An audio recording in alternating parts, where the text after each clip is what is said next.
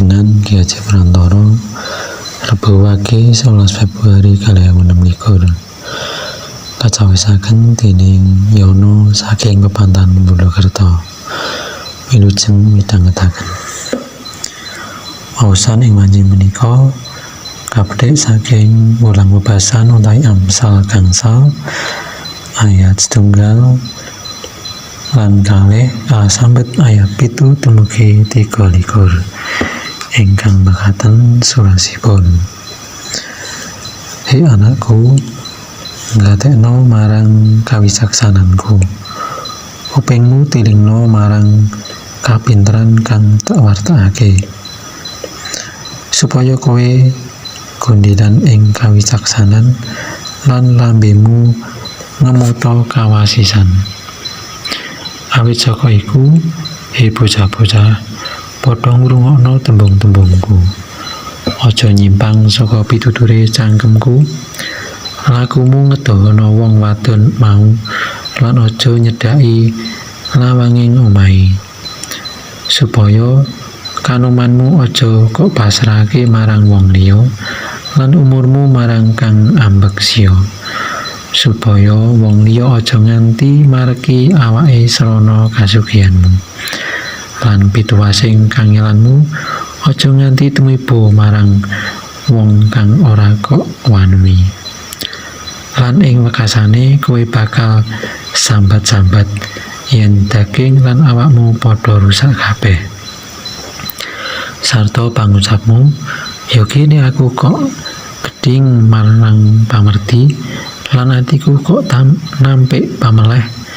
Ya kene aku ora ngrungokake pituture para guruku lan ora nilingake marang tembunge kang padha mulang aku. Meh wae aku kecilungkup ing sawerna wernaning binahi ana ing satengahing pasamuan lan pangkumpulan. Kowe ngombe banyu ing kulahmu dhewe, ngombe saka ing sumurmu kang ngumbul. Apa pantes menawa sumbermu luber kaya kalen-kalen menyang ing ora-ora? Iku mung dadi duwekmu dhewe. Aja nganti ana wong kang melu duweni. Sendangmu muga diberkahono, bungao karo sumahmu joko loro, menjangan kang manis, kidang kang ayu, muga susune iku tansah marmake kowe. Muga katresnane iku kang ngenyutake kowe. Hei anakku, ya kene kowe nganti kepencut marang wong wadon tuna susila lan ngrangkul dadane wong wadon liya. Amarga Pangeran Yehuwa ora kasamaran marang sakehe tumindake wong sarta mirsani saking pratingkahe manungsa. Wong duraka ketangkep ing sakjeroning pialane lan kejiret ing talining dosane dhewe. Wong iku mati marga ora oleh pamerdi lan kesasar marga saka bangeting bodhone. Dene jejer renungan ing wanci menika, aja lumaku ing margi kang tumuju dhateng neraka. Para sedherek ingkang kinasih, rikala kita nitih kendaraan tumuju dhateng salah setunggaling kutha lan kita dereng nate mangertos utawi apal margi utawi jaluripun, punapa ingkang kita gatosaken? Limrahipun nggih menika rambu-rambu utawi petunjuk arah sae ingkang awujud gambar utawi simbol punapa dene tulisan.